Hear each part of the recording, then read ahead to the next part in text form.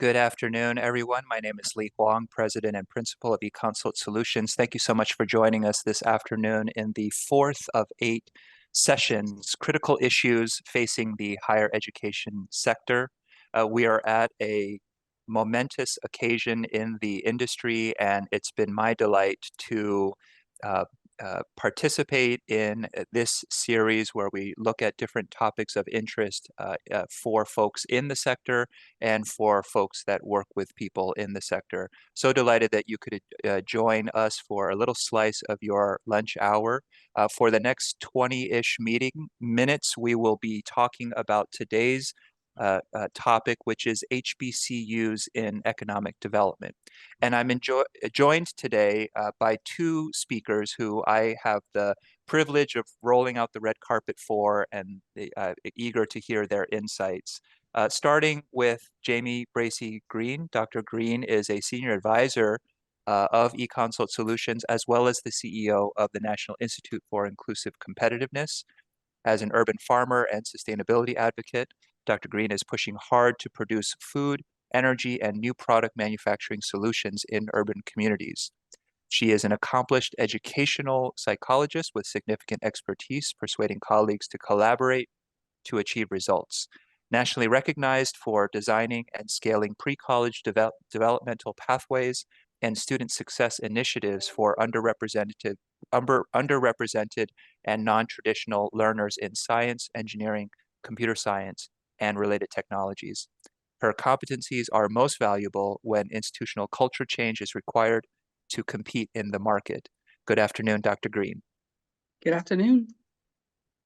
And also joining us today is Dr. Joseph A. Whittaker, who currently serves as Vice President for Research and Economic Development and Associate Provost at Jackson State University.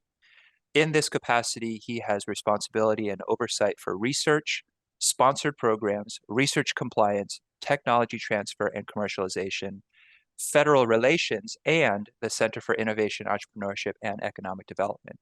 He was previously Dean and Professor of the School of Computer, Mathematical, and Natural Sciences at Morgan State University.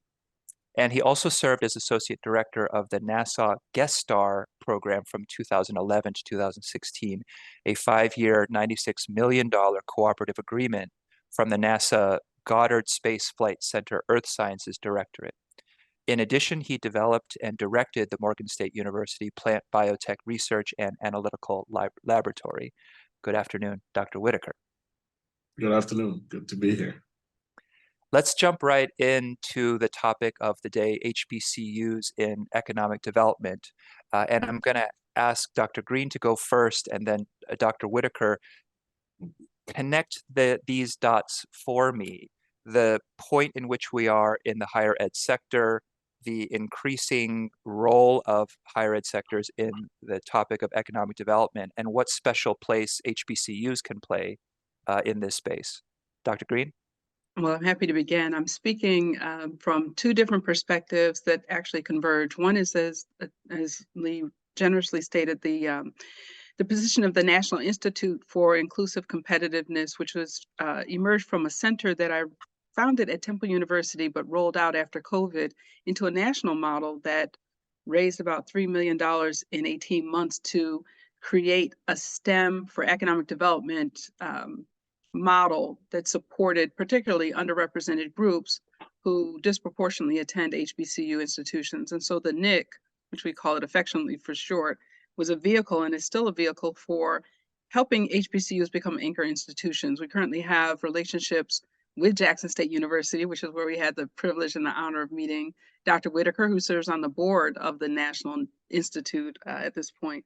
I think the most important thing to realize around anchor institutions and community engagement and underrepresentation in sustainability industries is that we have no choice. It's not negotiable.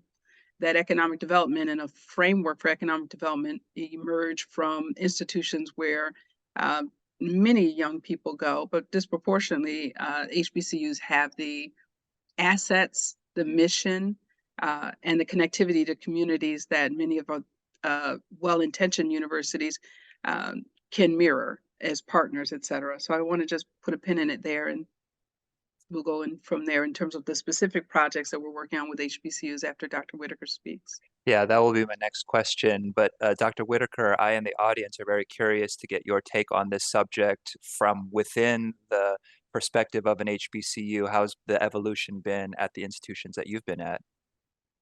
Of course, we are anchor institutions, and usually for serving the most vulnerable people in our population, and usually the ones excluded from a lot of the economic focus activities within our communities. And if you add to that the fact that HBCUs continue to serve those individuals who generally are marginalized from the majority flagship institutions in many of our states, I think it's critical to understand why they're important, why they become anchors in their communities. But I think it's a critical time now when we look at the investment in science and engineering across the board, and there's still a lot of underrepresentation for these marginalized individuals. And so HBCUs serve the purpose of taking these individuals, nurturing them, helping them to grow and develop skills and the knowledge capabilities. And to the point that when they get out, now everybody sees them as capable and qualified. Initially, it wouldn't touch them, but now that we've prepared them, they can go out and navigate. And so now it's an opportunity for us to move to that next level. How can we, despite being under-resourced, now they go beyond just what we do within the university to connect with the community directly, and to do that in some meaningful ways, because we're still under-resourced, the monies are still not there. So we have to get more and more innovative in how we do that outreach. An example is coming here at Jackson State, one of the first things I did was to establish the Center for Innovation, Entrepreneurship, and Economic Development. And the strategy was to put this in the middle of campus rather than the typical disciplinary home that we see in most institutions. And the purpose of that was to make sure every discipline could go into this space and use that creative thinking and knowledge capital across the campus to work together synergistically across disciplines. And we do that so that we could get faculty and student teams working together across discipline, but we also invite small businesses that are usually under-resourced, not having access to a lot of capital in the community, to come in, do prototyping, to learn about entrepreneurship, to learn about startups, to make their errors, and building prototypes in our center. And so they get to do all of this based on their own interests and what they're trying to build, but they get to leverage that against the knowledge capital and the capabilities within the university. And so most of our universities have to continue to do these kinds of leveraging in terms of capacity within and outside the institution for us to drive economic development. And we're in a space where we have a large population that suffers from, they live in food deserts. Where we are located, it's farming community, it's military based, but we live in a very vulnerable community to natural disasters. So those two are not compatible things. So now we have to start looking at alternative ways.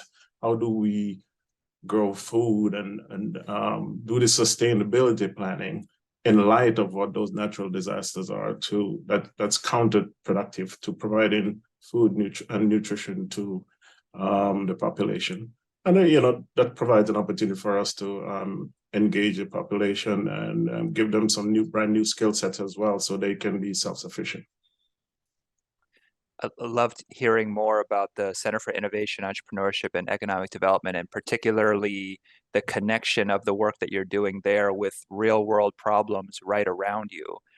Whether it's that center or anything else under your umbrella, could you talk a little bit about, let you brag a little bit about something that you're working on that you think is a really cool model that you would like to see scaled up, that you'd like to see replicated in other places? It's a cool model that I get beat up on most times. But we work in an environment that's been historically is one that's competitive and have people focus on their individual abilities and capabilities. And what we're trying to do is to make sure we do more team science, more collaborative work, an interface between disciplines so that we can get more mileage from the efforts of all the people involved. And so in terms of examples, so I mentioned food and food and agriculture, and we also have major water problems. And if we look globally, water is going to be that #1 commodity in a couple of years. And so we have to start thinking carefully about what are some innovative ways we can do, not just to conserve, but to make sure we have adequate, good sources of water. And so we have done a number of things here. So let me begin by how the center serves a number of different purposes inside and outside. So part of the benefit of the center, we partner with a lot of industry partners who helped us to actually, outfit the center through some really bi-directional partnerships. And so all the equipment that's there, it's there for a purpose to serve the entire community. We also allow the faculty, when we look at gaps in our curriculum in terms of workforce readiness for the students who are going out, despite the fact that they've been on the resource for years, when they go out of here, they're competing with everybody else. They're not just going back in their neighborhood to work. They're competing globally. And so we have to make sure that everything we do is to prepare them for the real world. And so, historically being underestimated, based on your qualifications and quality, just like the faculty here, people assume that the faculty are here because they have no choice. No, they're here because they made a choice to serve the people that they're serving. Their expertise are here, the knowledge capital is here. The question is, how do we better leverage that for the benefit of not just the university community, but for the community out, that we serve. And as a university, we serve in the community as probably the biggest employer and economic resource in the area. So we have a responsibility to kind of give back. And that's kind of what we're driving through these outreach on entrepreneurship, economic development activities. And we actually help to support gaps within our curriculum across disciplines where the student can actually come in the center. And a lot of our industry partners actually come to the center to teach our students coding, to teach them a lot of professional development skills and all of that. That complements our career development activities. And so it's a kind of a melting pot of activities and knowledge and resources that everybody can take advantage of, including the faculty and our small business partners outside. Excellent. Dr. Green, I'm going to throw the question to you, although I'm hoping you can take a less about what gets scaled and more about how it gets scaled. Before you answer that, for those of you who are just joining, this is Econsult Solutions series of webinars on critical issues facing the higher education sector. Our speakers today are Dr. Joseph Whittaker from Jackson State University and Dr. Jamie Bracey Green, CEO of the National Institute for Inclusive Competitiveness. And so, Dr. Green, we're talking about, wonderful to hear what Dr. Whittaker has been working on in Jackson State and how that scales up. And, given your touch points, particularly in the STEM ed space, maybe feel the same question, but from a different perspective. How do these things get scaled so that you can see impact at a bigger level? Well, I'm going to begin by saying I'm the senior advisor to the NIC. I'm not the CEO. Excuse me. I have not a problem. Founded it, but I'm definitely an advisor to them. I think the most important thing to understand about historically Black colleges and universities is the ethos that they came from. So 2 of my sons graduated from HBCUs. 1 graduated from Temple University. So I have familiarity with the culture of the institutions and with the history of them. And so you're making a conscious choice to connect STEM opportunities, but you're doing that in understanding the history of these institutions.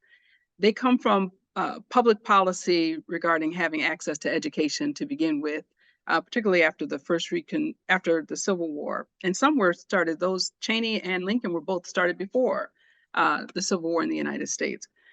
So I think that public policy drives a lot of the scalability of these institutions, both their underfunding, which is, legendary at this point. There's several who have sued for disparate, unequal funding. But I'm really encouraged by the history of Tuskegee Institute, for an example. Tuskegee Institute under Booker T. Washington was probably one of the most powerful institutions in the world, quietly, for its impact on not just the domestic United States, but also opening emerging markets on the African continent, just as an example. So what Booker T did that institutions like Jackson State are doing, and institutions like Lincoln University here in Pennsylvania are doing, we're connecting people who are culturally and still have family relationships in other parts of the world. They could get incubated within an HBCU, and at the individual level could scale businesses, entrepreneurship in ways that were not being counted in traditional ways, but allowed communities to build up their capacity to, if you look at in Southwest Philly, the number of shipping containers full of products that are being personally shipped out of the United States to markets in different parts of the Caribbean and Africa is an example of people who've gone to Cheney and Lincoln, learned how to maneuver the system of import-export, and are bypassing public policy around who gets to import-export, and they're taking the initiative in their own hand. But because they went to those HBCUs, they had that knowledge incubated, they were allowed to go forward. And they're creating a new space, particularly in what they're shipping out. A lot of it is technology. It might be a little bit old, but it's old computer systems that universities didn't need anymore. Robotic systems. I've had people ask us for that kind of equipment.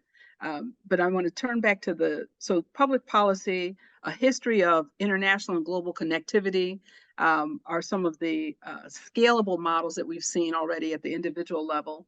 I think at the national level, what the NIC has been able to do is we actually applied for and received one of the largest urban agriculture grants in the United States from EDA. And we did that in partnership with 3 university partners, Cheney University, which received $250,000 to advance their aquaculture research program. We've paid for the tuition of Lincoln students to come into Thomas Jefferson University's bioengineering program, to Dr. Whittaker's point, to learn how to do technology transfer using biomaterials in specialized applications. And so that grant, but most importantly, those 3 universities, 2 HBCUs and Thomas Jefferson University, are collaborating around creating an industry inside North Philadelphia, so people can assume responsibility for being not just agriculturalists, but people who can add value to products. So the institution's technology transfer is being applied inside the community. The same is happening in our partnership with Jackson State University, again, being competitive, helping increase the competitiveness and impact at the community level. The NIC and JSU wrote a program to Kellogg to recreate the community economic development sets for Central Mississippi, where, again, to Dr. Whittaker's point, issues regarding sustainability are front and center: water access, energy access, who controls food and food sovereignty and food security.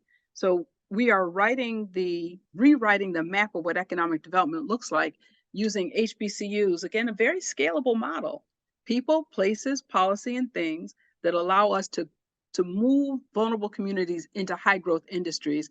And that's at home, with pathways to then expand out into the world, given the past history of HBCUs making those connections. Great answer to my question, and a great segue to my next question. By the way, accepting questions in the chat. So if audience members want to pose a question to Dr. Green and or Dr. Whittaker, I will take responsibility to keep my eyes out for that and pose that question. Something that we're seeing a lot of in higher education is workforce issues, and particularly shortening the distance between students looking for jobs and employers looking for talent. And higher ed is a lot of where that happens, except that there are a lot of other ways to get there. And so a question that a lot of people are asking of higher ed is, why should I get a college degree at all? And so I wonder, Dr. Green, Dr. Whittaker, you can either or both of you decide to pose this question, what is the value proposition for HBCUs? Why should somebody go to an HBCU from the standpoint of their this making this connection between students looking for the start of a career and employers looking for up and coming talent? What's the unique value proposition for an HBCU on that issue? Well, I can say a couple of things. One is, I think, first of all, we're an academic institution. We are accredited like any other institution across the country. And so the quality of what we deliver is much the same. So here's what happened when I talked to corporate executive about getting workforce ready students. Many times we hear talk about we go to community college because they have work ready skill sets and all of that. The problem is that they're not socially mobile. They're not elevated from those entry level until they get a college degree. That's just the way the system is. Now, the other part of it is sometimes, with all this push about diversifying in a lot of institutions, many times it's a verbal response. When you look at the actual work being done in that space, we could talk all day about this. It is not an effective way of going forward because it's not having the impact that is needed. Now, we're trying to train students who are actually ready to go, to contribute, and are positioned to elevate regardless of where they enter the system. So one of what we do generally, and when you introduce me and talk about the program that in Maryland and in Atlanta and all of that, we heard things like Black people can't do brain research. I led my colleagues in building an institute in Atlanta, the first of its kind in the country, at Morehouse School of Medicine. It became a model for 12 others. It was easy to scale, but we still have that sense because it's the culture of how people think about this. But what we do and what I've done and what I continue to do here at Jackson State is when we partner with industry and with companies, we try to integrate them on the campus so that they are contributing to the curricular development and the individual development of the students they interact with at the same time. And so nobody can leave and say they've been shortchanged and then coming out really qualified to do the things that they do.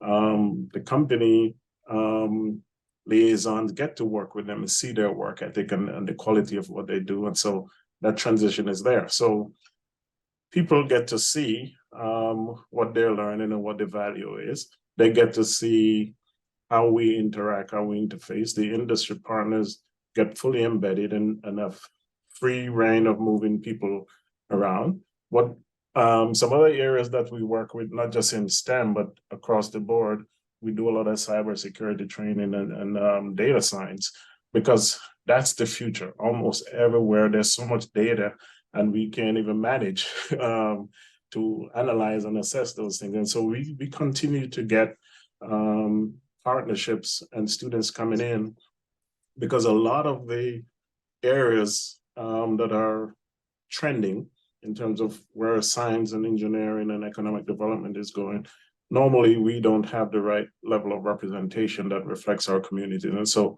we're trying to make sure our students get access. In Mississippi, we talk about agriculture, but usually when you say that, everybody think land-based.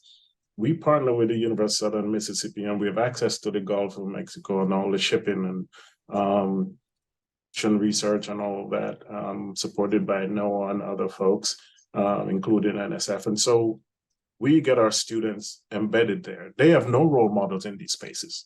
And so we create an opportunity for them to diversify their viewpoints and perspective. And so I could go through a number of areas in the geosciences. Most HBCUs do not have disciplines in those areas. So we do this through partnerships and through creative partnerships and activities. We have the oldest meteorology program, training program in any HBCU in the country. And we continue to put people out, and they are in NOAA. They're in the National Weather Service. They're on TV doing forecasts all the time, but nobody ever asks them where they come from, right? And this includes both Caucasian and Black students. And so we have to tell our story a little better. We have to do that communication to let people know the value added for some of these spaces. We are accredited like all the other disciplines, and we just have to make sure that we can spend our money wisely in doing that. Part of that drop off is, again, because of resources. We have to prioritize how we use those resources, but things are getting better and it's improving. And hopefully if we continue what we're doing, that will happen. It's a compelling case, and you'll be happy to know that where you were formerly employed, Morgan State, we had the pleasure of doing a couple studies for them a few years back, and obviously there are a lot of very well-respected research institutions in the state of Maryland besides Morgan State. What we found is that on a per $1 million invested in research basis, that Morgan State was head and shoulders above the other more prominent institutions. The question that one must ask state legislatures is, where is the next $1 million going to go? Where is the next $10 million going to go? And at least in the case of Maryland, it should go to Morgan State. And so on that, Dr. Green, we're talking about what's the case to a student and his or her family about whether to go to an HBCU. What's the case for folks that control the purse strings at the federal and state level in terms of research funding to put those dollars in HBCUs? What's that case? The case is the United States' position as a sovereign nation, to be quite frank. We have reached the stage where, despite all of the hoopla, 55% of America's children are children of color. Hispanic predominantly, African American, Asian Indian, et cetera. So BIPOC children are the predominant category of children. The investment has to be in those institutions that are that have a history of a culture and a production level of students who are coming out ready to hit the ground running. And HBCUs in very special ways are part of a cultural lineage that says you don't have to worry so much about stereotype threat here. You can just worry about studying. And as a cognitive psychologist, the stress level diminishes in these situations, particularly when we see a reactivation of the racial civil war that happens in the United States. There's a protective factor that goes around being inside of an institution that tells you, don't worry about that, we just want you to study. So I have one son who graduated from engineering at Morgan State and one who came from engineering at Temple University. They both earn the same money, working for the same Department of Defense. And so the quality is absolutely the same. To Dr. Whittaker's point, the quality is not the issue. What is happening here is, how do you convince a family to pay for a high quality undergraduate degree for as little as possible? The expense is the issue. And so again, you have a wider diversity going to HBCUs than people think, because it's both cost effective, they are underfunded, there's no question about it. That's just the history of public policy. And so the case needs to be made is, we have a oversubscription of young people who are children of color. You have these institutions that have outperformed, punched above their weight class, particularly for STEM productivity. Doctors, lawyers, et cetera. The Black middle class would not exist in the United States without HBCUs. You have a growing number of institutions that are now designating as minority serving because they have 20% or 25% or more young people. Ultimately, though, it is the culture of the institution and its ability to produce finishers. No matter what the institution is, can you get a young person who's from a marginalized, underrepresented community to finish what they start? Does the culture support that? I think that, as a parent, was the thing that I was most looking for. I mean, there are a variety of other things that we can talk about, but I think once you have that culture, then to Dr. Whittaker's point again, I'm going to amplify this. Who are the institutions partnering with to fill the gaps inside those that they may have inside those institutions? Lincoln University we're partnering them to Morgan State for an engineering program to support Lincoln's new engineering science program, right? So again, our goal is to not only find the culture of the institution for high performance, but also find who are their collaborative partners. And they are not necessarily HBCUs, but do they have that leadership mindset to open up opportunities both in the US and abroad to, again, this is a very small global world we're dealing with. So hopefully that answered the question. That was really fantastic. Clearly, we've only just scratched the surface of today's topic, HBCUs and economic development. Dr. Green, Dr. Whittaker, thank you so much for your time and insights. Audience members, I really appreciate you joining us in this conversation. Let's keep this conversation going. And please know that we have 4 more sessions in this webinar series, Critical Issues Facing the Higher Education Sector. Thank you again for joining us. Please do RSVP for future sessions. Enjoy the rest of your day.